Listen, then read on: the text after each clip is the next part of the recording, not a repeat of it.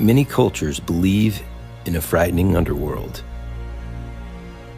One that, if you know where to find it, can be accessed from here on Earth. If these eerie tales can be believed, and if you're brave enough to go looking, join us in this episode where we unveil nearly 20 of these places located around the world where you might venture in to explore the thresholds of the abyss.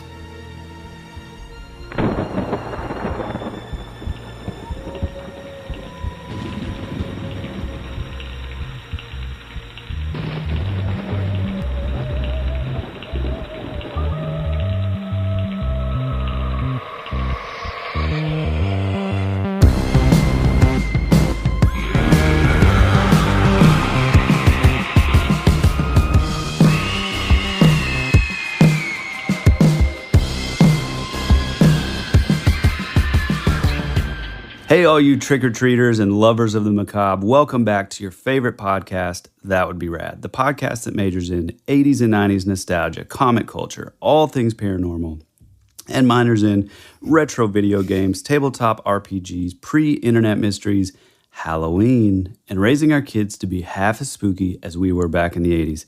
I'm your host, Tyler Bentz, and this is your other host, Woody Brown. Hey, pal. Hey, man, I'm glad you got through that. Man, I was having a real tough time. Sounded like you had a mouthful of candy corn over there. I don't know.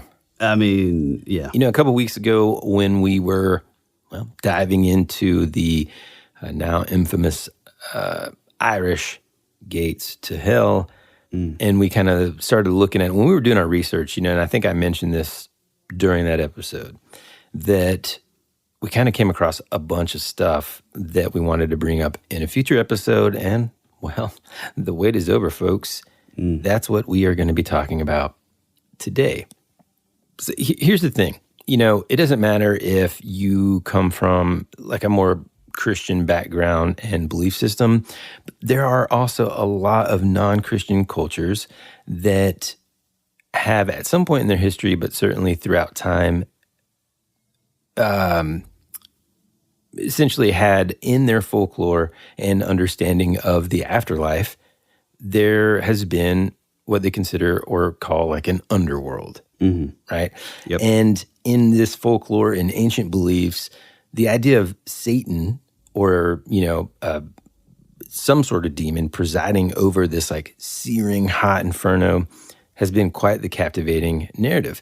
In the medieval times, European artists, of course, propagated this Christian worldview, and they would depict like souls cascading through these portals of hell and burning in its fires and in this sort of unending, eternal torment. And again, no matter what the culture system is, they all had this sort of, what would you call that, storyline, I guess, right? Just like in most of our shows where we find these similarities, whether it's even talking about, things like Bigfoot, but across the globe before newspapers and stuff, it always makes me wonder, where do these myths begin, and is there some sort of truth behind it? Yeah, the one thing that I find interesting now, now that we've done a little more sort of research into it, is like, I think I always sort of assumed, kind of like what you're saying, that it was, typically like these things were based on like sort of Christian iconography, like sinners in the hands of an angry God or Pilgrim's Progress. But this is something that like is, stretches all across like every single culture. There's a sort of the antithesis of like a heaven, basically, in all these religions, and that is like their, version of hell or place of torment, if you will. And the battle between good and evil, while it exists in all these cultures here on Earth, it also exists in their depiction or understanding of the afterlife. Yeah. Now, what's interesting is I had no idea that there were so many places that this type of folklore sort of surrounded. Some of them, as we'll come to see, I guess if I'm looking at it in a more sort of I don't know, archaeological understanding of a culture and stuff, some of these places, it's kind of easy to draw the line or draw the conclusion that, okay, well, this is some sort of natural power at a place like a volcano or something, right? And so which is pretty common, actually. Yeah, and we'll see some of these, but so many of these aren't that at all, which is even more captivating to me. Yeah. And, you can kind of, like I said, draw that sort of conclusion and think, okay, well, I understand how a more quote-unquote primitive culture that hasn't really had the, chance to kind of study nature and stuff like that in those terms, if they don't have an understanding of what that is exactly, I mean, dude, all of a sudden you've got this place in the earth, it's a mountain that's just spewing fire. Yeah. Of course you're going to throw Tom Hanks in it, Yeah, oh, absolutely. So I think we need to just dive into this list because some of them have a lot of folklore that wrapped around them, or at least caught my interest. Some of them, it wasn't as captivating to me. For example, this first one.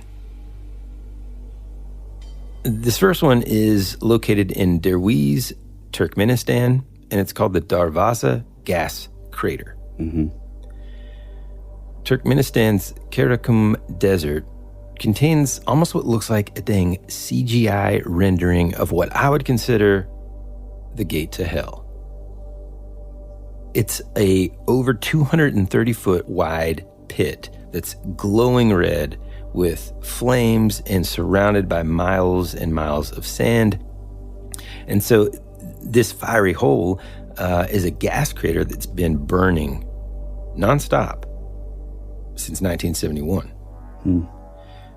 So many researchers and scientists stuff still remain puzzled by how the deep crater turned into this inferno. Perhaps the side of a collapsed oil drilling platform, and it was set ablaze to burn off the escaping natural gas, which they do. Or maybe it truly is a passageway to hell. Oh man, I love this one, okay?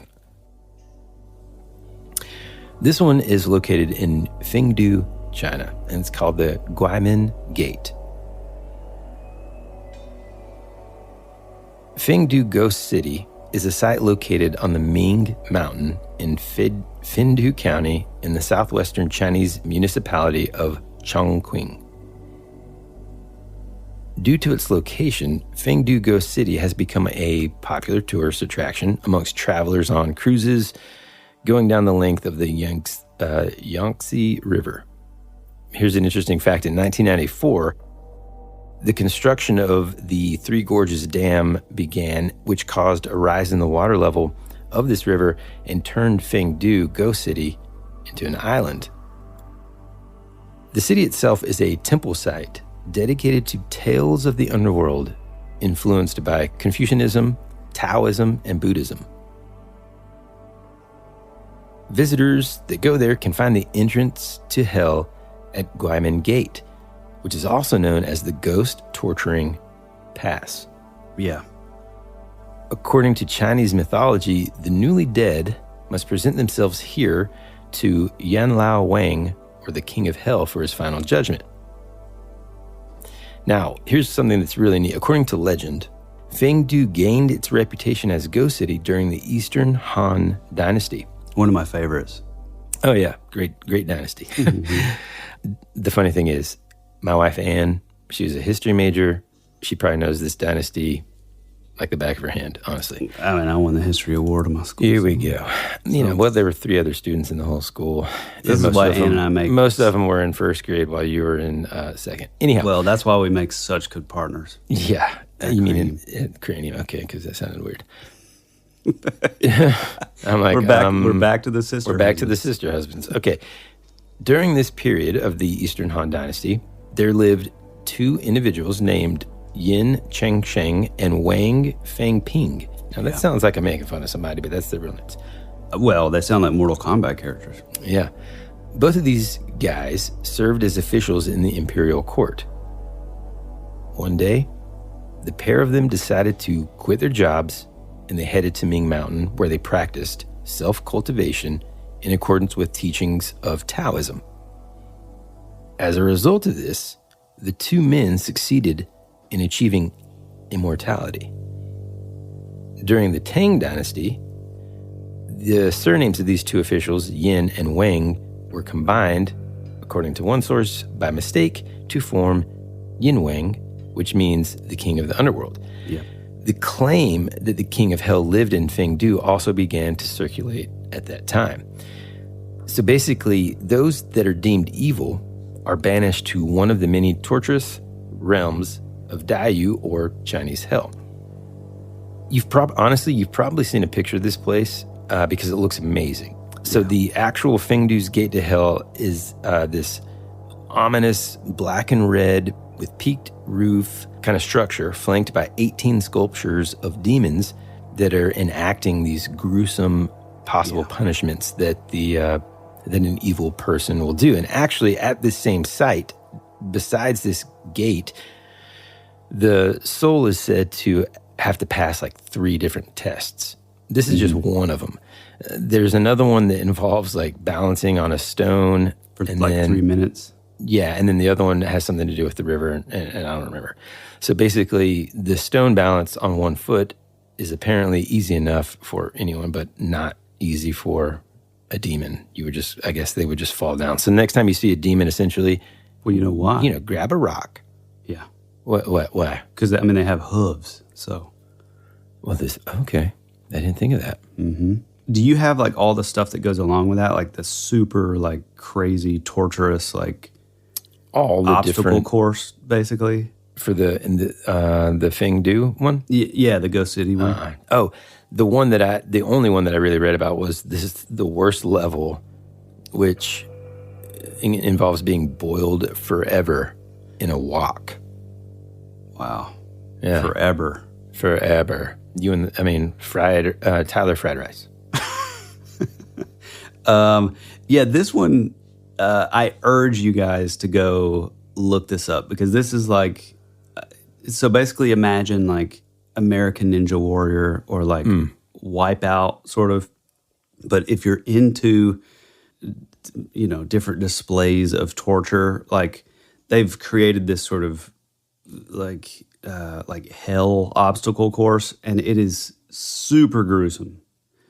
Like every single thing is like, oh, this one has your entrails taken out. This one has it. Like it's crazy. Yeah. Besides that, though, I will say that in general, besides, I guess, depictions of entrails, it's a very beautiful location, honestly. Oh, yeah. Yeah. It's actually, and also the site itself is kind of divided into 2 parts. One that represents heaven, and then another one that represents hell. And so that's kind of cool too. So this one has it does have a tie to, by the way, man, real quick to just jump out here, because there's a tie to the Guinness Book of World Records to this location. Dude, kids don't care about that anymore, man. We went to the book fair the other night, and I'm like, they're like, I don't know what book I'm going to get. And I'm like, here's the Guinness book. They're like, huh? I'm like, yeah, I was obsessed. It has like cool things, like this one guy has the longest fingernails. And they're like, gross. And they just walk off. I'm like, man, I used to be obsessed with the Guinness book. Yeah, and even like, so my oldest Amelia is 8 and she's in 3rd grade, and we just had the book fair too, and it is weird because like she came back and she had like a one of those like squishy like fidget toys and like a Pokemon book, which was pretty cool. I'm kind of into that because she's getting into the Pokemon card game, which is actually funny because none of these kids play like you're actually supposed to play. It's sort of this, they just look at the level of like hit points, and they're like, okay, my card beats your card, and then that's it. Yeah. But she brought that, and then it is sort of disappointing to see like all those things that we would have just like I would have 100% bought all like Halloween themed books. And Jane tried to do that, but she gets scared too easily, so we're like, nope. Well, but like the kid ones. Oh yeah, but dude, they get kind of wild sometimes. Okay, back to it here. So basically, there's this giant face in the hill there that they call the Ghost King, and again, it holds the Guinness World Records title as the biggest sculpture carved on a rock. It's 138 meters tall and about 217 meters wide, and it can be seen from all around the city. So that's pretty cool. Wow. I mean, just I love like just the terminology of like ghost city, ghost king. Like, man, that's so cool. Especially the fact that like that was created like, I mean, how many thousands of years ago? Well, now I'm going to have to look it up. Okay. 206 BC to 220 AD. Yeah, pretty. It's a long reign, dude. Pretty long 400 ways years back. almost, Yeah. right? Mm-hmm. Wow. Yeah, that's cool, man. This is one of those sites that we kind of talked about earlier, much like that first one, the gas crater. This one, however, isn't potentially man-made. So this is Lua o Milu, and I could be pronouncing that incorrectly, but it's in Waipio Valley, Hawaii. Mm-hmm. Now, if you're a big fan of the show Lost, or Still never seen it. if you've ever, I know. Got it. You have some homework to do over the holidays. Or if you've ever been to Hawaii, the last thing on your mind whenever you go to that place or see pictures of it at all in your mind would be, oh, maybe there's a gate to hell here. Well, That would have been my first thought. yeah, right. So according to ancient Hawaiian folklore, Waipio is the access point to Lua o Milu, or the land of the dead. And I don't mean to cut you off, but I wonder if this has anything to do with the night marchers, those characters in Hawaiian mythology. I don't know. They're like these sort of ancient, tribal warriors that people will see like sort of marching like along the cliffs and stuff. Yeah, I don't think it has anything to do with that, but that's also an interesting piece of folklore there. Yeah. So in coming back to this topic, Okay. in the Hawaiian mythos, this afterlife can only be crossed into by deceased souls by the use of leaping points. Oh, like video game. So in each island of Hawaii, there is one. They are, quote unquote, found normally on the highest point of any such landmass. The entrance is marked by a large tree, often seen as looking, quote, out of place.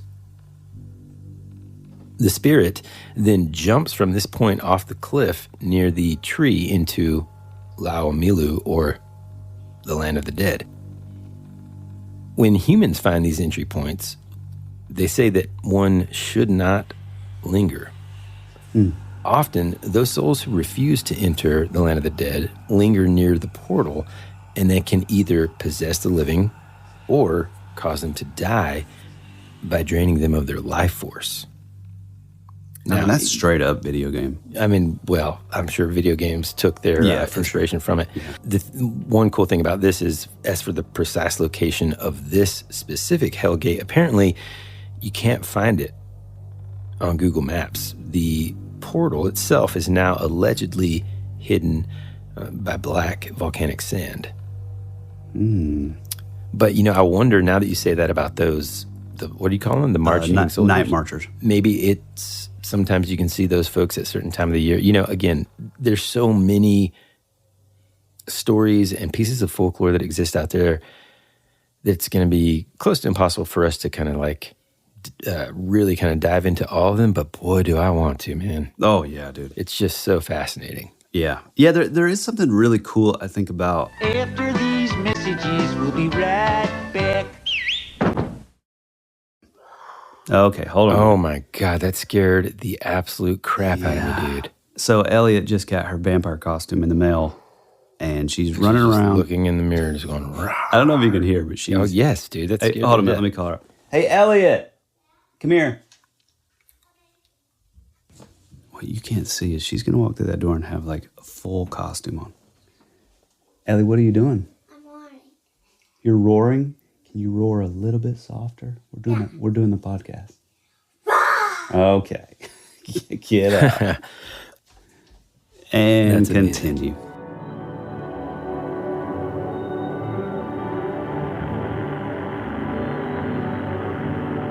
There's something out there waiting for us. And it ain't no man.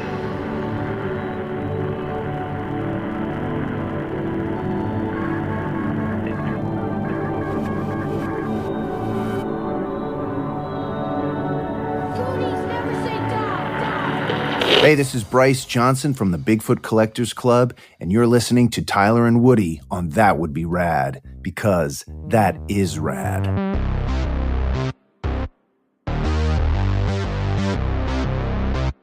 No, there is something cool about like any sort of like paranormal stuff, at least to me, based in like Hawaii, because I think you only sort of view it as this like gorgeous, like tropical kind of thing, you know? So it's like I don't know, the contrast of like these sort of darker elements. It's just really interesting to me. Well, I really love it too whenever it's like those sort of smaller island systems. Yeah. I mean, Japan, for example, Hawaii, places where they're kind of like cut off from, except for whenever they, of course, when exploring and, you know, sailing and that kind of thing. I'm just saying like their culture for so long was just there. And that's it. Right. You know what I mean? Yeah. And so they have such a distinct sort of mark on the world just because that's all they, you know what I mean? I mean, I feel like every time I look at anything Japanese, immediately you can tell, you know? Oh, yeah. And speaking of Japan, now we're going to a place called Ozore-san. And this is on Mount Ozore in Japan. This has been a pilgrimage site that translates to the Mountain of Dread. Although it, just like the one in Hawaii, is an active volcano, it was actually believed to be a gate to the Buddhist hell for centuries. The dreadful appearance of this place kind of adds to the mythos of the story. It's this barren stone landscape that looks like an endless graveyard that's broken up by, you know, nasty smelling pits of bubbling yellow sulfur. Oh, yeah. It's located in the center of Shimokita Peninsula in the northern part of Honshu. This even more isolated location at the limits and boundary of Japan's main island brings this sense of old practices that are still surviving here. And the area is often sometimes described as still being a much unexplored region. Now, here's what's cool, man. Nowadays, the Ozore-san is best known for this festival that it holds every July. They call it the Taisai, during which the souls of the dead, usually that are dwelling on this premises, are thought to seek the contact with their relatives who often visit the mountain from all around the country. You know, one thing that you said that kind of sparked an idea. I wonder if, so, you know, we go to like Yellowstone and out there every year, and my kids especially hate those like geyser areas or like the smell.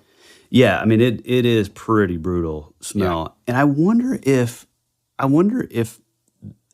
like people of like, you know, old times, like I wonder if they associated that like sort of sulfuric like smell with like death and decay instead of just like, you know, sort of the chemical composition of sulfur, you know? Yeah. And then that was sort of partially what maybe helped lead them into like, oh, well, this has got to be where the dead live. Yeah. I mean, I wonder if there's like correlation there. I feel like there's also a connection there between like, you know how sometimes people will say when there's any sort of demonic like brimstone event or experience, you know, like let's say somebody, you know, whatever, they can smell that sulfur smell. Yeah. Maybe that came first. You know, it's kind of like which came first, the chicken or the egg. It's like maybe that experience happened first, and then whenever, oh man, there's places on Earth that also smell like this. This must be. Anyway, this is less of a actual sort of, in a way, to me, sort of like a scary. It's not demons and stuff. Like people come here, they almost use it as a, you know, instead of graveyards and grave sites. There isn't anything like that. They use the whole place almost as a place to come and potentially they perform these ceremonies and stuff for their ancestors and you know, loved ones every year. In fact, it says that they gather every year. Throw them off into the. No, they gather every year, and then they even like set up a tent, and very early in the morning, all the way into the late at night, they perform this thing called a kuchiyoshi for visitors. And throughout Japanese history, This place became to be known as the Mountain of Hell, but the location where the dead continue to live a parallel life. And so while it's possible to experience, a potential encounter with death, basically you can also Sort of through like these ceremonies, you can kind of console and pacify and communicate with the spirit of the deceased. Well, and also I think it's worth noting that especially in like Japanese culture, the idea of like demons or like yokai, and like we've mentioned this before on the show, but for our new listeners, it's not, when they say like demons over there, it's not in the same context as we would say in like a more sort of like Christian type like demon. You know what I mean? It's like they're demons. I mean, heck, like to them, like like the Mogwai in Gremlins, like those would be considered demons. Right. And it's like it doesn't necessarily mean like this thing from hell that's like awful. It's more of like a catch-all kind of term. Yeah. Okay, speaking of small island countries or nations, this actually is the Cape of Matapan Caves in Tanerum, Greece. This is a really cool one, and if you're familiar with ancient Greek mythology, then you'll be familiar with this place. So the ancient Greeks believed the dead descended into a realm below the surface ruled by the god Hades. This cave was actually believed to be the gateway to Hades. The realm of the dead was named after this patron god of the underworld, of course, and the departed souls were transported across the river Styx, which that happened basically to us in a Dungeons & Dragons campaign with our old dungeon master, Ellis. Yep. And that's where they would be judged on this. Well, this is also the cave where Orpheus and Hercules made their heroic journeys into the Hades underworld. This is where they went through. Which, by the way, man, I cannot talk about like Greek mythology or like the pantheon. I cannot do it anymore without seeing these deities, gods, demigods as like descendants of like Nephilim. And so now it's like looking at it with like sort of different eyes. It's like, okay, what does that mean? You know what I mean? Yeah. That's really cool. Well, and it kind of makes sense too, because even in that sort of folklore, they kind of descended into the earth probably through these cave systems. Exactly. Yep. And so in the Greek mythology, this is where Hercules and them, they went into this specific cave, and it's incredible. So these caverns, they open into a cliff face that's at sea level, and then they just lead into this deep cavern and network of tunnels that apparently have still yet to be fully explored. To find the entry point to these caves, you would kind of be on the lookout for some ruins to a Spartan temple that's above these caves. This is another one of those things where, even though it's ancient Greek folklore, man, I'm not going into some cave system to explore. You know what I mean? Well, I will say, like in researching this, a lot of these have been, and you can get conspiratorial with it, but a lot of these have been sort of shut down to the public. Yeah. Well, I mean, cave systems in general are also probably pretty dangerous. But I mean, gosh, we're not even, unless you plan on it, we're not even getting into the strange creatures and stuff that apparently dwell in caves all around the world. That's a whole nother bag of biscuits. Yep. I mean, that should be kind of even linked to like the missing 411 stuff. Now, this one, I would say 99% positive.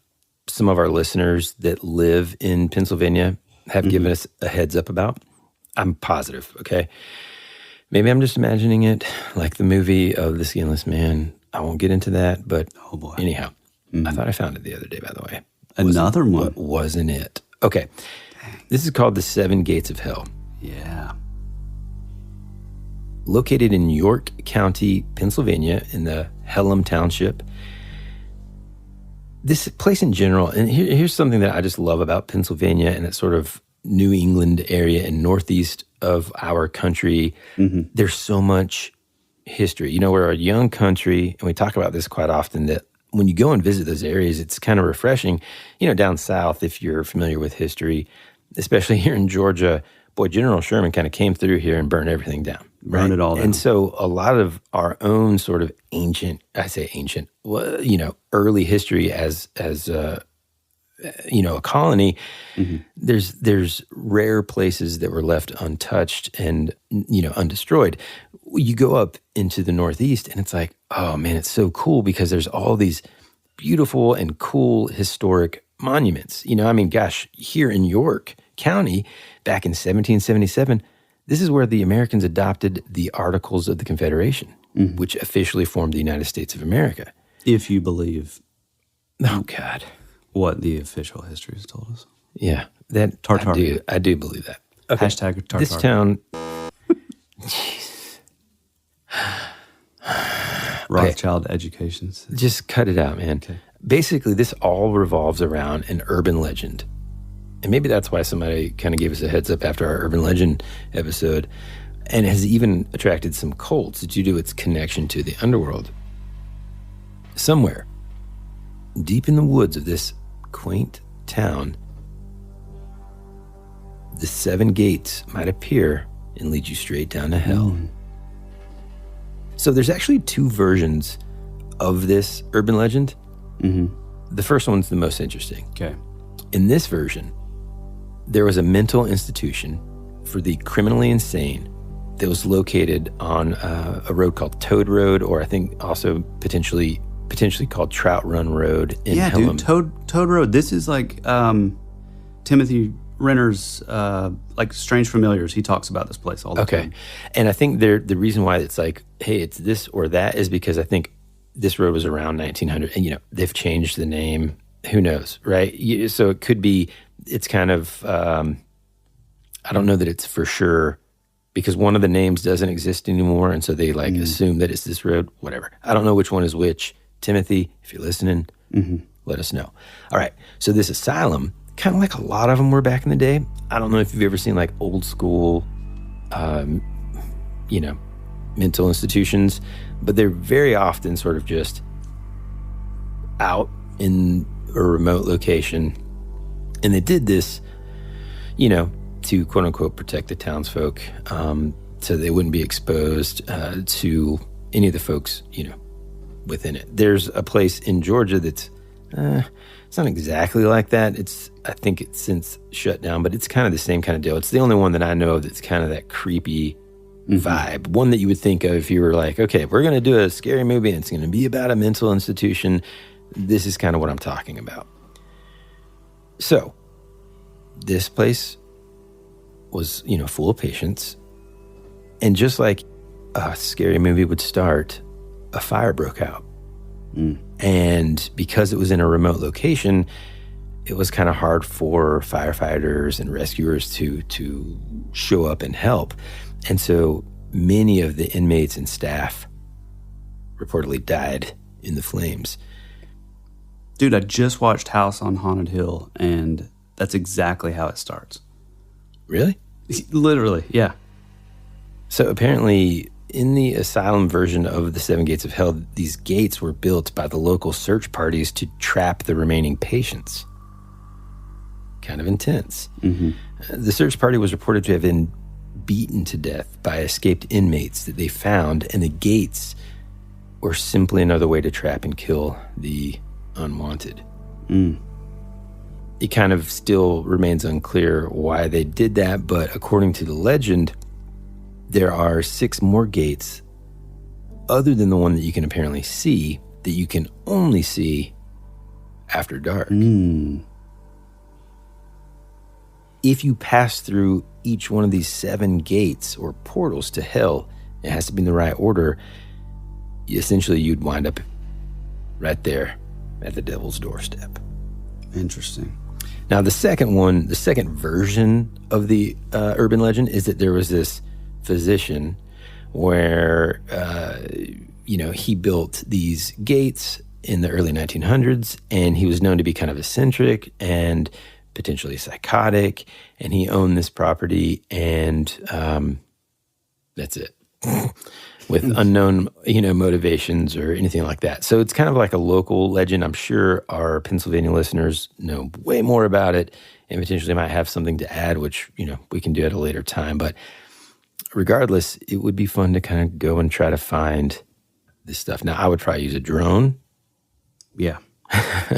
But, yeesh. Not to keep going back to hashtag Tartaria, but there actually is a theory on these insane asylums as well. So that's sort of a... like what? What do you mean? Well, it's sort of one of the crucial sort of parts of this sort of lost history idea. Like if you think about it, it's like why a place that's meant for the criminally insane, people that have just lost it. Why are they the most immaculate, gorgeous, exteriors? Well, I mean, and interiors, and then Dude, you got to rewatch that Geraldo. Member of the asylum that. Oh yeah. I know what you're talking about. Not too immaculate. But originally they were, but then it kind of falls apart. But yeah, it's just sort of a part of it, of some of the Tartaria beliefs stuff. We'll return after these messages.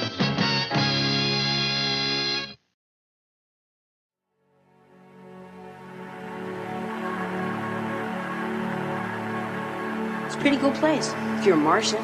Or a vampire. You think you really know what's happening around here, don't you? Is anyone out there? We're fighters for truth, justice, and the American way. Hey, this is Woody. And this is Tyler. And you're listening to That Would Be Rad. And now, back to our show.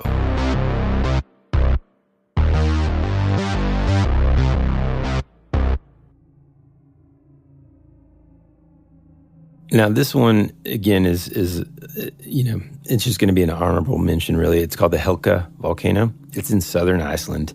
And again, it's an active volcano where there are, fiery pools of lava and, pretty dramatic looking volcano. Medieval Christian monks kind of wrote about this volcano as a doorway to the inferno, as well as the eternal prison of Judas. It's erupted more than 20 times. And witnesses have claimed to see the souls of the damned flying out along with the hot ash and smoke. Wow. Yeah. As we know, another cool, well, I don't want to give away that movie's ending, but everybody should go watch Dracula. What was it called? Dracula 2000 or whatever? Oh, yeah. Which actually was all right. I liked it. I was pleasantly surprised. Yeah, okay. I don't think it did well at all, but I liked it. Now let me take you to Belize. This place is called the Actún Tunichil Muknal Cave. It's located in the Tapir Mountain Nature Reserve of Belize. The ancient Maya had kind of their own just intense version of hell. If you're a fan of heavy metal, this is probably right up your alley. Their version of hell was called the Xibalba, and it was ruled by 12 lords of death. Xibalba is described as a terrifying labyrinth filled with rivers of blood and scorpions with demonic beings lurking about. I mean, honestly, it sounds like the inspiration for, what's that old school Dungeons and Dragons campaign? I think, there's a couple of these old school, modules that were written back in the late 70s, early 80s. Oh, yeah, class. The first published, the Hidden Shrine of Tamoacan, I think. This kind of reminds me of that. I've never heard of that. Yeah, dude, don't worry. Boy, do I have plans for you guys. That's what this reminds me of, man. There's these monsters, there's these 12 lords of death. I mean, what a really pretty intense, like I said, heavy metal version of hell that the Mayans kind of had. So the entrance to the Mayan underworld is said to be this cavern in Belize's Tapir Mountain named Actún Tunichil Muknal, or the Cave of the Crystal Sepulchre. Now, creeping inside, it looks like a scene from Raiders of the Lost Ark, man. tight passages littered about with skulls and bones of human sacrifices. Yeah. It was first uncovered in 1989.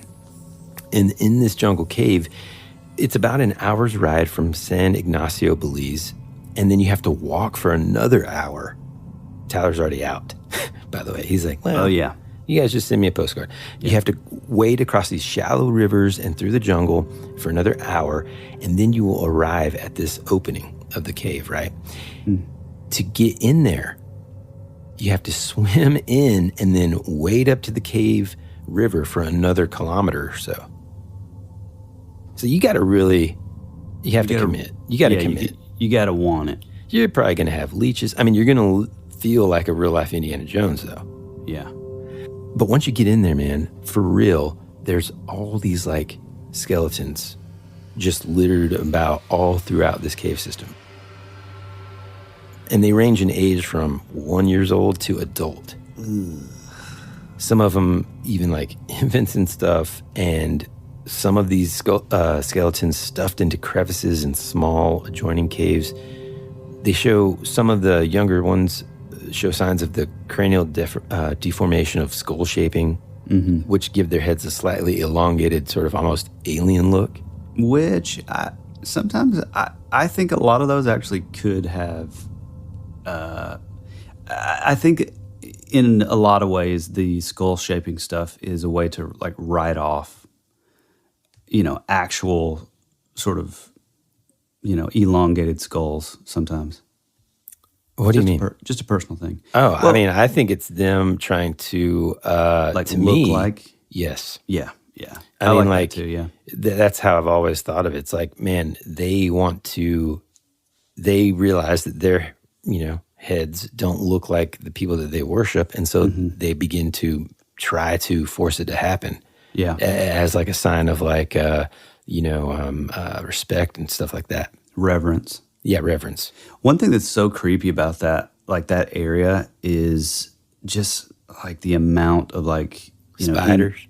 In the ancient cultures, like just the amount of like sacrificial sort of ceremonies, I guess. Yeah, man, it gets dark. It does, man. And I mean, most of these skulls and stuff, almost all of them actually, show that they were killed by blunt trauma to the head. Yep. Sometimes their entire skull's crushed. Yeah.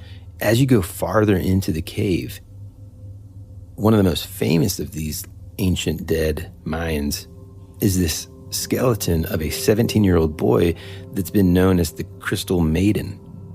Also, heavy metal as boop. Yeah, dude. Though the owner of the skeleton was initially believed to be a female due to its small size and slight frame, you guys listening think more like Tyler, less Woody. In terms of what, is that I don't, it could be a girl, but anyway. Canceled. Closer examination of the bones apparently revealed features that suggest that they were male. Some actually refer to it as the Crystal Prince. Here's what's cool. The skeleton itself is unique in its positioning and the fact that the two vertebrae are crushed. Researchers believe that this person may have died in a particularly violent manner before being thrown or tossed onto the ground, where their body has lain for at least 1,100 years. The skeleton's been there so long, in fact, that it has become completely calcified, which give the bones this sparkling, kind of almost even plump look that inspired the crystalline nickname. Oh, wow. Yep. Other items that you can find in the cave include ceramics that were marked with, quote, kill holes, and cave formations carved by the Mayans, such as silhouettes of faces and animals. The cave is also home to, like I said before, whip spiders and other predatory spiders, so not too far off from Raiders of the Lost Ark. Due to the inaccessibility and the calcification process of the cave, this is so cool. Many of these relics have been preserved just as they were left, and very little has been removed from the cave since it was first discovered. Now, obviously, I'm sure there were some looters early on, but it's pretty neat that so many of those things are kind of just like locked in place because of that calcification. Yeah, I wonder if they've like somewhat sort of fused even to the ground. Oh, You know yeah, what I mean? yeah. I think so, yep. Also, the name Aktun Tunichil Muknal actually translates as the cave of the crystal sepulcher. And, obviously it's been believed to be the entrance to hell and a deep fissure in the earth filled with rivers of blood and scorpions. Going back to, real quick, before I wrap this one up, tell me that these deity names, the demons that guarded or whatever, these 12 guys, they have names like stabbing demon and skull staff, and inflict a variety of maladies on people, including sickness, pain, and fear. So if you're interested in you want to go to Belize, there are only a few guides that are authorized to lead the tours. It's a very protected area, and what I read was it's people warn, you got to be careful because none of these skeletons or pottery or any of the artifacts and stuff are roped off. And one tourist apparently has already accidentally stepped on and broken one of the skulls. And they're no longer with us. Okay. Yeah, he's cursed forever. This kind of reminds me, you're talking about heavy metal. I just read an article where I think this woman was from South America. She had triplets. You want to take a guess at the names of her triplets? Oh, man, I have no idea. Metallica, Pantera, okay, and Slayer. Man. I mean, you're really going for it, I mean, really going for it. Yeah. I mean, just fast forward 50 years, this guy's like a banker. Yes, sir. What's your name? Metallica. Metallica. Okay. Now, I'm going to take you back to Ireland for just a quick second. Oh, yes. This is one of those that is so fascinating. I can't believe I've never heard of it. I've never heard of this story. I didn't know anything about this, and I'm so pissed that I didn't go here. All in all, I think the moral of the story is I need to go back to Ireland, and anybody listening has to go to Ireland. It's amazing. Okay. Dude, we had never even heard of the Fomorians, which is... I mean, maybe you hadn't, but... Yeah, I'm kidding. Right. No, I had never heard of any of that stuff. So this place is called Station Island, and it is where this place called St. Patrick's Purgatory. Now, according to the old Irish tale, St. Patrick himself visited this island. On this island, he was visited by Jesus himself, where Jesus took St. Patrick to a secluded spot where he was then subjected to a first-hand glimpse of the underworld. He was shown horrifying visions of Satan's lair.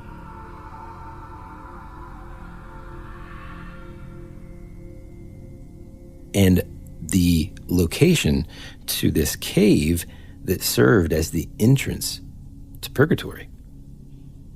Soon after this, of course, a monastery was built to plug the narrow descending entrance into hell. That sounds familiar, doesn't it? Yeah, I know. And, ever since in this 15th century, this monastery has existed, which is just crazy. Yeah.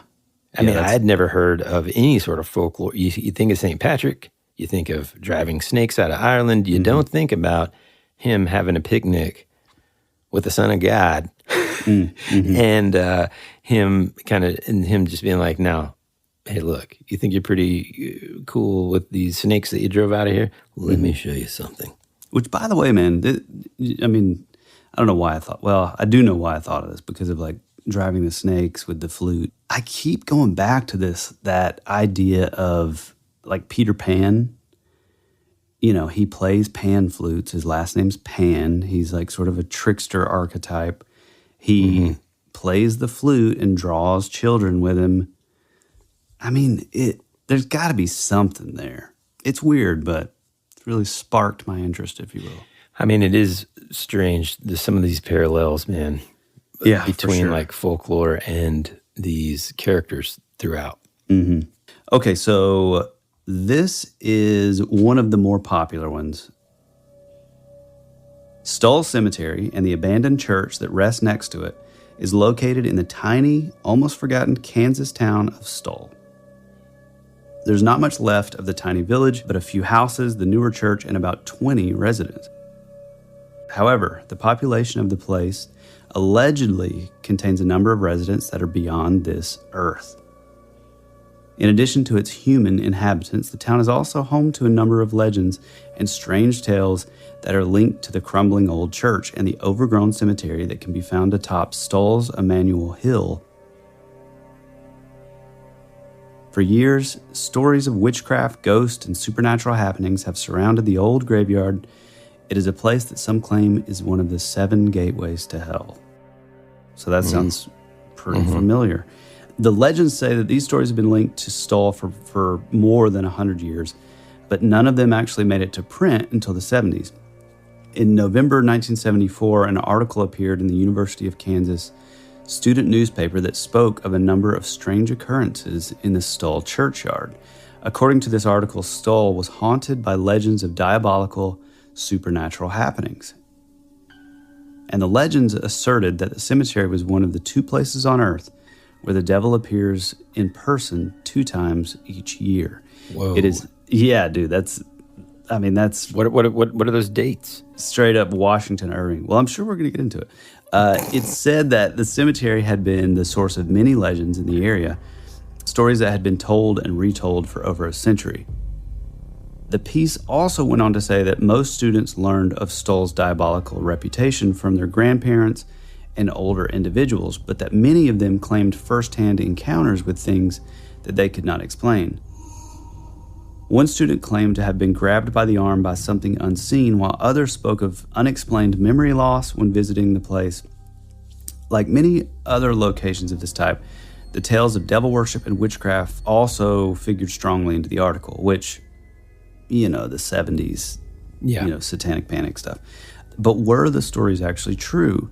Not according to the residents of Stoll, who claimed to have never even heard of the stories before. They were bemused, annoyed, and downright angered that such things were being said about their beloved town. The pastor of the new church in Stoll, located right across the road from the old one, indicated that he believed the stories to be the invention of students at the university, which that's an interesting idea, But such stories have a strong hold on people, as evidenced by the reaction to the article that claimed that the devil would appear in Stoll Cemetery on the night of the spring equinox and again on Halloween. On March 20th, 1978, more than 150 people waited in the cemetery for the arrival of the devil. I mean, it sounds like the Great Pumpkin. Yeah. The word also spread that the spirits of those who died violent deaths and were buried there would return from the grave. Unfortunately, the only spirits that showed up that night came in bottles and cans. Just clap your hands. Clap your hands. Classic. But this did not stop the stories from spreading. All through the 1980s and up until today, stories have been told about Stoll Cemetery, and as time has passed, most have grown more horrifying and hard to believe. The problem seems to be that the cemetery has a lack of real documented accounts of strange activity. The weird tales seem to be little more than urban legends and secondhand stories from teenagers and college students. One story told of 2 young men who were visiting Stoll Cemetery one night and became frightened when a strong wind began blowing out of nowhere. I mean, that seems a little weak, guys. A little lackluster. They ran back to their car only to find that the vehicle had been moved to the other side of the highway. Oh, they were old enough to drive. Okay. Yeah. I thought whenever they were frightened by a strong wind, like 5-year-old. They're just like children out in the middle of the night in a cemetery. Their car, they would go on to find their vehicle had been moved to the other side of the highway and was now facing in the opposite direction. I mean, that's pretty weird. Another man, Kansas. Hold on, let me just put 2 and 2 together here. We're in Kansas. Yep. There's a tornado. Well, I mean, these guys are the worst. I mean, talk to me about some, flames and like. I mean, that is a little weird to perfectly place the car on the other side of the road. Another man claimed to experience this same anomalous wind, but inside of the church rather than the graveyard. See, this I've heard of. Okay. He claimed that the sinister air current knocked him to the floor and would not allow him to move for some time. Incidentally, it is inside of this same church where witnesses say that no rain will fall, even though the crumbling building has no roof. That's pretty cool. The legends also say that the devil has been appearing here since the 1850s and insists that the original name of the town was Skull, and that the later corruption of that into Stull was to simply cover the fact that the area was steeped in black magic. How cool would it be if, like, the city that you're from, where are you from? Skull, Kansas. Yeah, Skull, Kansas. It was said that the witchcraft practicing early settlers were so repentant about their past deeds that they changed the name of their town. In truth, the town was called Deer Creek Community until 1899, when the last name of the first postmaster, Sylvester Stull, was adopted as the name of the village. The post office closed down in 1903, but the name stuck. Which, I mean, again, this goes back to, do we believe the sort of, what's known as like fact in history? I mean, who knows? In 1980, an article appeared in the Kansas City Times that added further fuel to the rumors about the Stull Cemetery and the abandoned church. The article was quoted as saying that the devil chose 2 places to appear on Earth every Halloween. One of them was the tumbleweed hamlet of Stull, and the other, which occurs simultaneously at midnight, is someplace on the desolate plain of India. From these sites, according to the article, the devil gathers all the people who died violent deaths over the past year for a prance around the earth at the witching hour. Fascinating. But why in Stull? The article adds that he appears in Stull because of an event that took place in the 1850s when a stable hand allegedly stabbed the mayor to death in the cemetery's old stone barn. Years later, the barn was converted into a church, which in turn was gutted by fire. The decaying wooden crucifix that still hangs from one wall is thought to sometimes turn upside down when passerby step into the building at midnight. The story neglects to mention that, historically speaking, neither the Deer Creek community nor Stull have ever had an official mayor. So is it all urban legend? Who knows? Author Lisa Hefner Heitz has collected numerous legends that have added to the mythology of Stull Cemetery. Some of them include the fact that the devil also appears at Stull on the last night of winter or the first night of spring.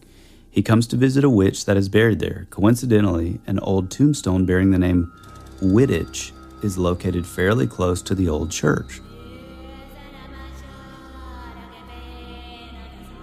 It should also be mentioned that there are rumors that an old tree in the graveyard, which was cut down a year or so ago, was once used as a gallows for condemned witches.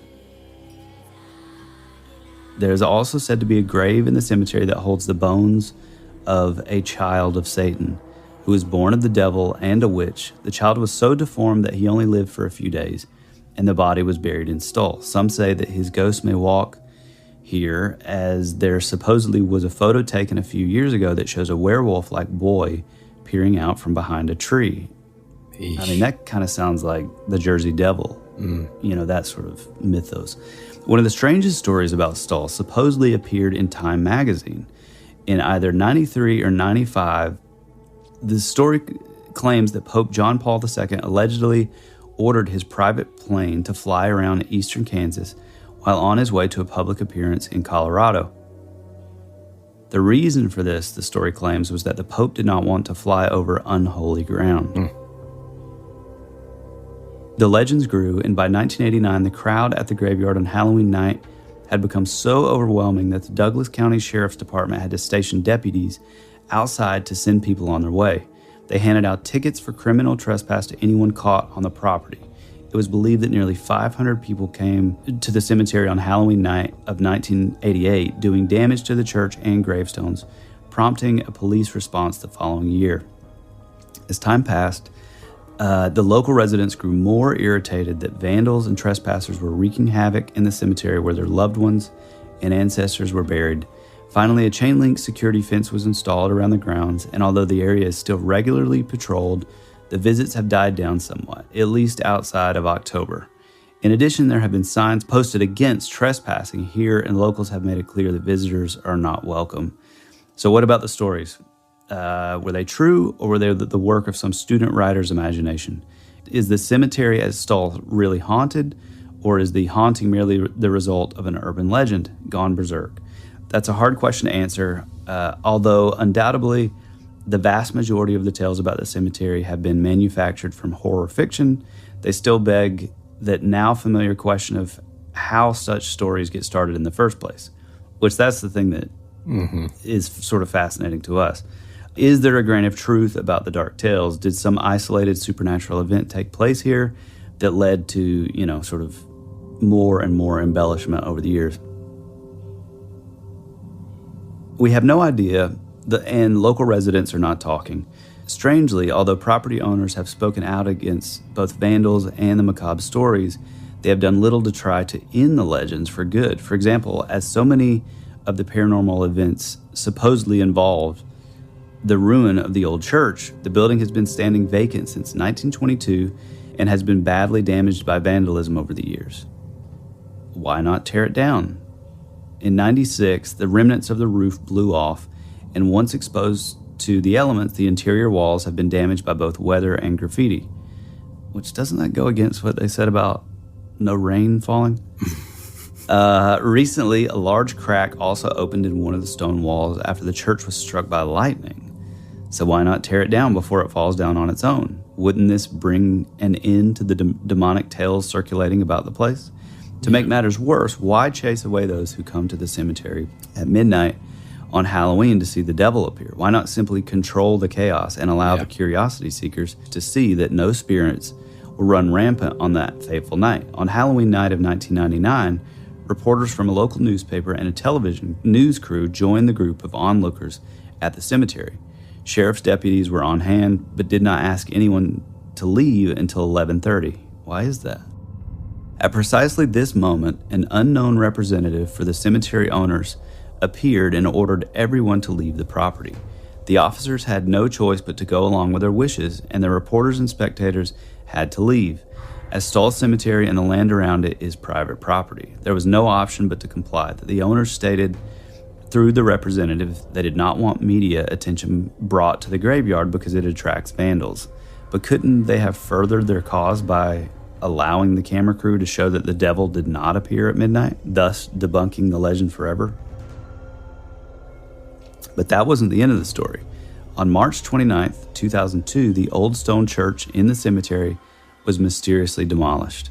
A man named Major Weiss, who owned the property along with two other people who have been, their names, they've been declined to name, said that he did not authorize the abandoned church to be destroyed. Those who lived nearby stated that they were also unaware of any demolition, although one of them did say that a wall of the church had collapsed about 2 weeks before. The spooky old church, so much part of the legend, was no more. And yet the legend has persisted. Why? No one can say. Perhaps it's simply that once a story gets started, it's very hard to stop. And that's the stuff that we love. That's literally part of the reason that we do this podcast, because it's that, maybe every bit of that was, complete embellishment. But what if there was that little tiny grain of something that actually did happen that sort of started the spark that, would turn into a fire? Man. Pretty cool. It's really cool. We will return after these messages.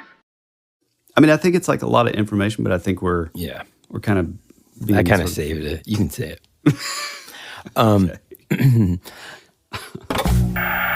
America's future can be determined by our dreams and our visions. It was very intense, bright light. For over 200 years, there have been reports of giant man-like creatures From another dimension, another world, I don't know. the most intriguing mystery on the North American continent. This is Joshua Cutchin, and you're at my home for weirdness. That would be rad.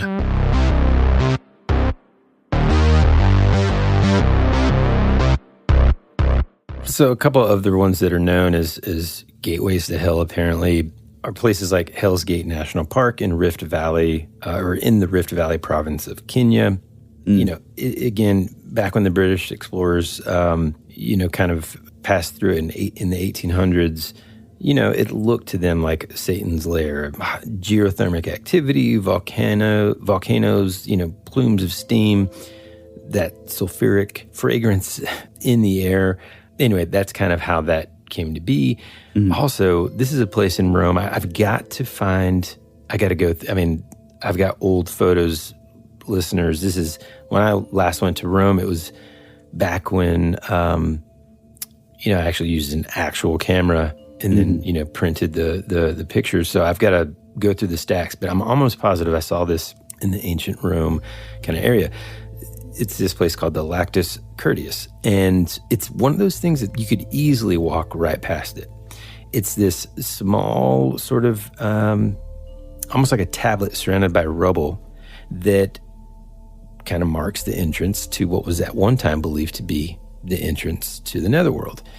In ancient history, basically, in ancient Roman history, I should say, an oracle foretold Rome's doom unless the citizens sacrificed what was dearest to the city. So this chasm to hell opened up, and soldier Marcus Curtius charged in because he realized that the Roman legion was of the greatest value to the city, and apparently his sacrifice saved the people, and a carved stone of his armored figure now sits at this mouth to hell. But again, it would be very easy to sort of pass. If you look at pictures of this place, it's almost like, imagine like somebody just kind of sort of sealing up a well. Hey, we're just going to put some stones around it. That's it. All right. Yeah. There's another place in Italy called the Cave of Sibyl, which it's actually over in Naples. And it was described by the ancient poet Virgil, more than 2,000 years ago in the Aeneid. And in it specifically, he says, the gates of hell are open night and day, smooth the descent and easy is the way. And he was describing this cave with hundreds of openings as the home to one of the most famous,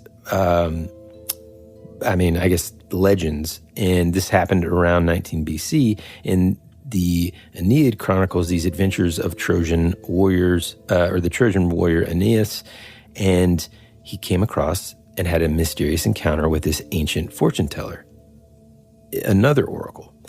And it was said that this oracle, or Sibyl as it was known, lived and dwelt inside the mouth of this cave. And according to the poet Virgil, the Trojan hero Aeneas met this oracle, and she guided him through the cave into hell. In 1932, after centuries and centuries of searching, explorers finally uncovered this entrance to the netherworld.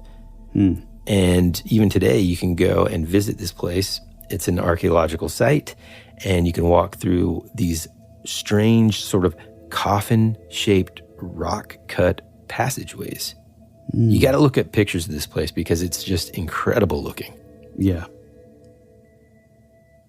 The last one that I'm going to talk about before Tyler dives into the one that he's been just seething at the mouth, frothing at the mouth to get to, is Mictlan in Mitla, Mexico.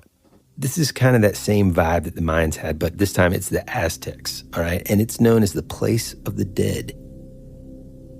And it consists of 9 levels ruled by 2 skull-faced death gods. Again, you don't get more heavy metal than ancient Mayan or Aztec culture. Well, you do if you name your kids Metallica. Well, that's true. That's true. Yeah. So you can go and visit these archaeological ruins near, I think it's Oaxaca, which is a city that's known today for its just large, really sort of vivacious Day of the Dead celebrations. And there's just dozens and dozens of tombs beneath the rubble. And really what's kind of most interesting about this place that I found in terms of what I wanted to bring to the table here is really their description of the 9 regions of this Place of the Dead. Again, it's 9 levels, okay? If you're a big fan of Dante's Inferno and stuff, kind of that same sort of thing. So the first level, and I'm not even going to try to, I'll try, but I know I'm going to get the pronunciations wrong, so just mucho take it easy. Oh, I can't wait. First level is called the Chico Nahuapan. Chico Nahuapan. And it begins at the banks of a river. I'm really going to use this for a D&D campaign. I'm not joking. It begins at the banks of a river And the person that has died has to cross this with the aid of a brown Zolo. I don't know. You know that the Mexican Aztec dog, the one that I think like has like the tongue hanging out. Oh yeah, that's who helps you cross this river. Then you get to the second level, and they call it the place where mountains collide. I'm not going to try the official name. Yeah, it's probably for the best. Yeah. Oh man. And now, according to the ancients, there are two mountains that constantly sort of crunched together and then separated here. And the dead have to choose the perfect moment to run between them without being crushed. Again, video game. Oh, yeah. Like Pitfall. Mm-hmm. Now, if you get through that one, you made it to the third level. It is a mountain covered with sharp flints, which could cut the bodies of the dead to shreds as they climb to its summit. The fourth level is a desolate place of stone and ice, and it's called the place of the obsidian wind. It's where it always snows and where the wind blew so fiercely that it injured those passing through. Kind of like those folks in Kansas. Yep. Scared of the wind. Mm-hmm. Terrifying. Fifth level. Well, and to be fair, if you're in Kansas, I'd be scared of the wind too, but it's a tornado and not Satan coming from the church. Fifth level. This is called the place where people fly and whirl like flags. And this is a place where the dead floated at the mercy of the winds before being released to the next level. Now, this reminds me of Dante's kind of like his purgatory, where the spirits are just kind of like flying about aimlessly and all that. So it's interesting that... I mean, the connection, though, between these two stories and this like crazy wind is, that's kind of interesting. Yeah.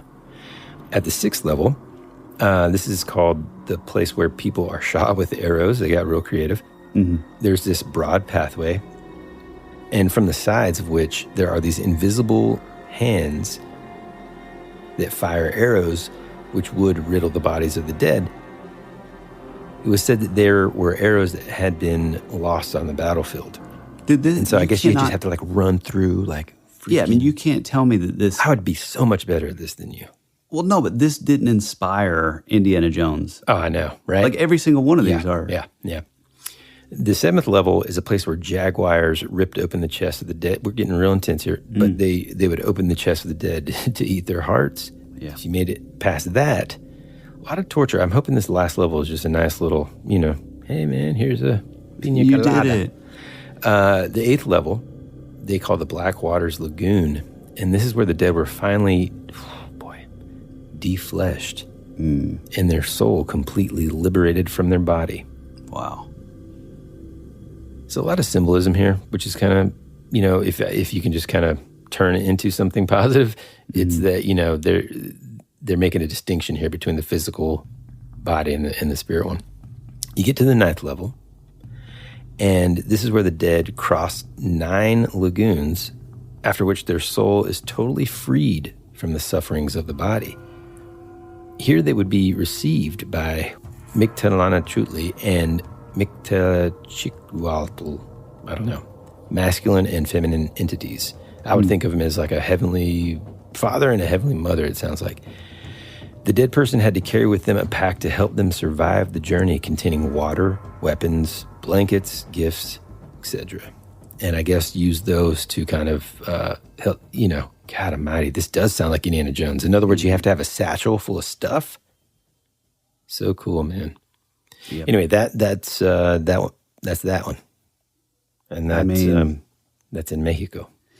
I mean, it is weird because, like, I know you didn't get into, like, the details of, like, that. I think it was the first one you did in China. But all the different, these, like, different levels of, like, torture. Yeah. It is crazy just how similar these things are.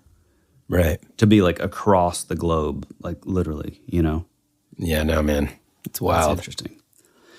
All right, are we there? Yeah. All right, dude. So I would say this is part of the reason that we decided to do this. Woody and I both, I think I had... Here we go again. No, but I had, like, briefly heard about it. I didn't know a ton about it, but I had heard of it, but we both kind of got into it, I don't know, a couple years ago maybe. And it's really a fascinating story, so let's get into it. Hidden by thick forestry, Huska Castle in Czechia is shrouded in nightmarish myth and occultist legend. It was built atop a cliff in Prague's countryside, mysteriously isolated from all trade routes. It had no source of water or fortification. Some say it wasn't built to keep evil from entering, but to prevent it from spilling out. That's the fascinating thing. This is like one of those places that it's like, no, this place was built to protect everyone else, Yeah. According, it's like a building version of Pandora's box. Keep going. Exactly. And if you look at, we'll post photos, but it is interesting, man. I don't know. You'll see. According to the castle's official website, it was built in the 13th century as an administrative hub for the king, but Czech folklore maintains that the true purpose of its construction was to seal a gaping crack in the limestone. Locals believe that this was a gateway to hell from which demonic beings emerged to feed on villagers and drag them back into the abyss, never to be seen again. Legend has it that the prisoners who were facing the gallows were offered full pardons, but only if they agreed to be lowered into the bottomless hole and report on what they had saw. The first man to do so was young and healthy and happily accepted. Within seconds, however, he cried to be raised up. When he was pulled from the chasm, his hair had turned completely white. Jeez. The castle's eerie history doesn't stop there. Nazi experiments took place within its walls during World War II. Some say that the Wehrmacht occupied this castle precisely to investigate whether the gateway to hell was real, as feverish occultism had consumed its higher ranks. Which, by the way, if you don't know, the Nazis were massively into occultism and sort of incorporating sort of that paranormal sort of occult kind of, into their war efforts. Yeah. Trying to essentially get some otherworldly power to have that edge, in their war efforts. Yeah. And if you never heard about this, look into the Vril Society or the Vril Maidens. They had these women who were basically kind of like oracles, and it's pretty fascinating. And it's also left out of a lot of the history books because of the Rothschilds. Today, Huska Castle remains one of the most haunted places on Earth. While Huska Castle now welcomes countless tourists from around the world, the limestone cliff on which it sits has drawn people in since antiquity. Archaeological evidence shows Celtic tribes inhabited the land far before the Middle Ages, and Slavic tribes migrated to the region in the 6th century. As Bohemian chronicler Václav Hašek detailed in his Czech Chronicle in 1541, the first known structure at the site was a small wooden fort in the 9th century. Hašek also recounted local folklore that describes the emergence of a crack in the cliff.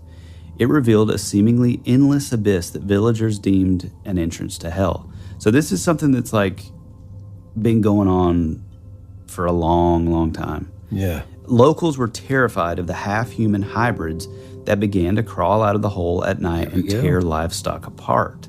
Mm-hmm. Again, man. Fomorians. Exactly. That's exactly what I was thinking of. Fearful of turning into these demonic entities themselves, villagers avoided the rocky entrance. They tried to block it with stones, but the abyss allegedly would gobble up anything they dropped into it, refusing to be filled.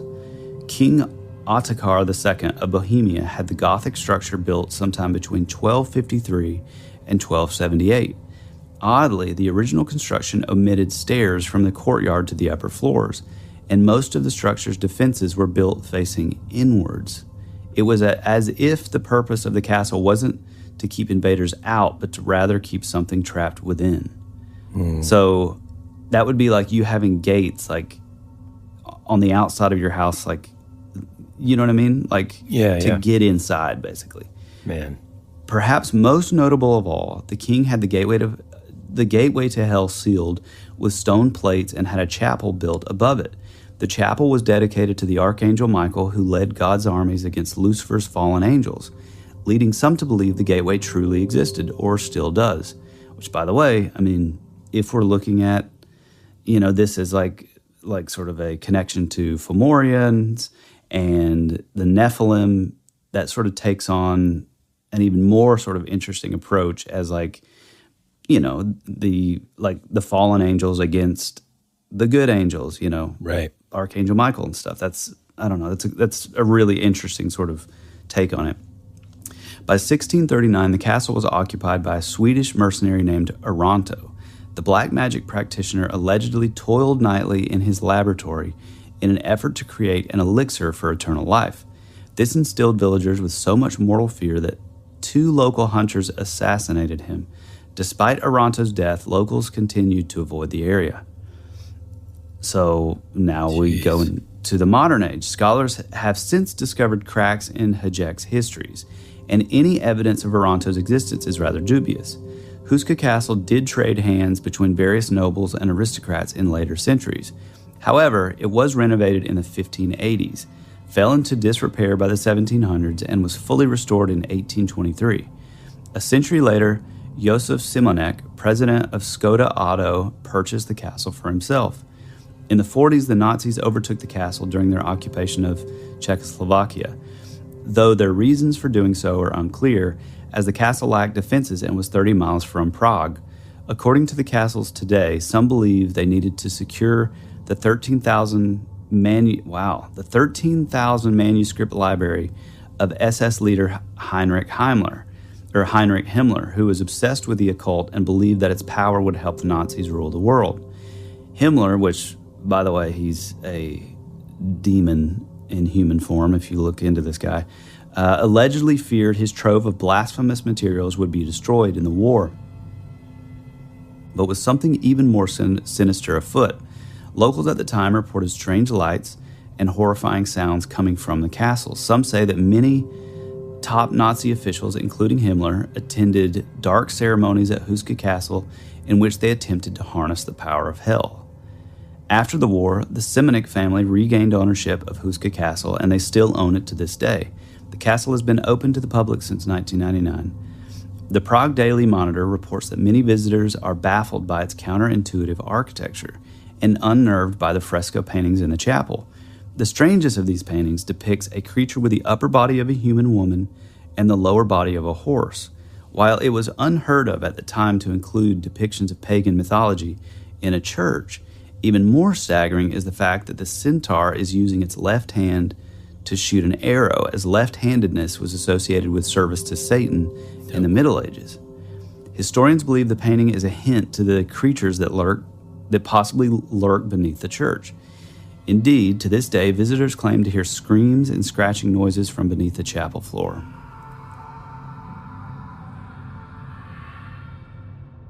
And that's it. Man. It's one of my favorites. Yeah. Boy. It's so weird. And if you look at the photos, I feel like the writer didn't quite convey what they were talking about visually, but we'll post some photos and stuff. And it's, I don't know, man, it's really bizarre. And they kind of left out also the fact that it's literally built on top of a mountain. And so just to even get the materials to this place would have, we're talking miles upon miles upon miles. Yeah. You would have been, the only thing to inspire you to do that level of work is we got to seal this thing up, guys. I mean, kind of, yeah. Yeah. There's certain aspects of it. We're not going to get into it here because it deserves its own episode, but there's certain aspects of it when you're talking about throwing things in and it never filling up. What does that remind you of, pal? I'll fill in the blank. Am I supposed to say it? Mel's hole. Yeah. Yeah. Yeah. So, and I mean, God, I can't wait until we do that one. Oh, yeah. Because it's, in a way, very similar to all of these in a way. It could be our own sort of gateway to hell here, in the domestically. Yeah. Anyway, man, I mean, all these put together, the question still remains essentially, like I said in the beginning, some of them, it's clear cut. It's okay, we get it, man. There's a volcano. It must be the devil. Yeah, okay? And there's a ton of those, right? Yeah. I mean, we didn't even get into like there's one in Turkey and all this kind of stuff. But whenever you start mixing in things where there are these, I don't know, temples and places that are almost sealing up these holes and these entrances, I should say. Yeah.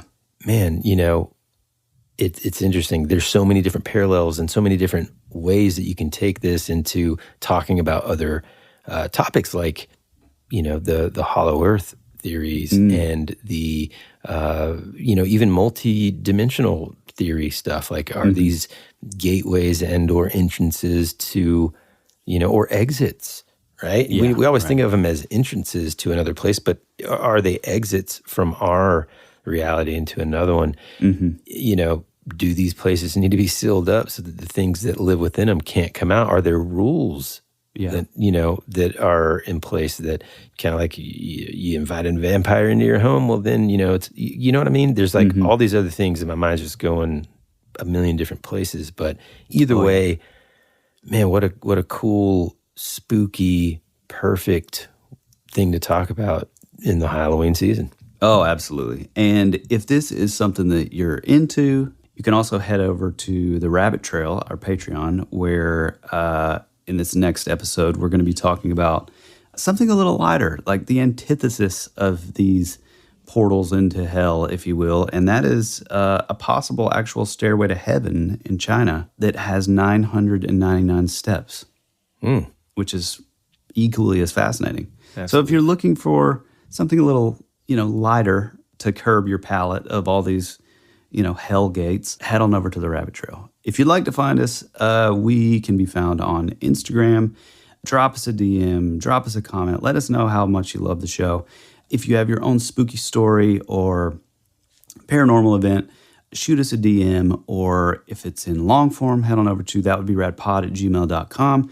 Even better than that, if you're willing to tell your own story in your own voice so that it can possibly be featured in a future episode, head on over to thatwouldberadpodcast.com, where you can leave a voice memo directly to us and possibly hear it in a possible future show.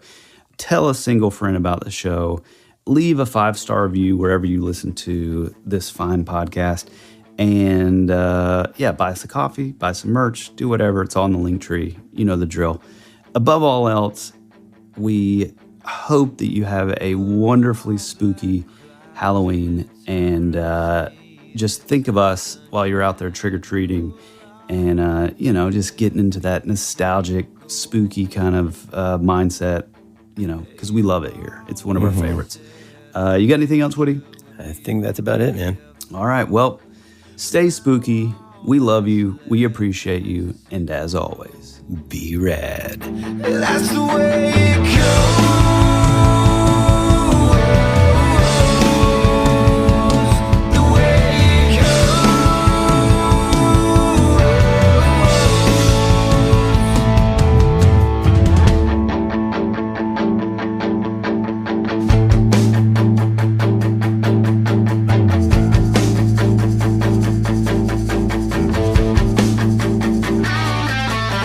My favorite song on the radio, that's only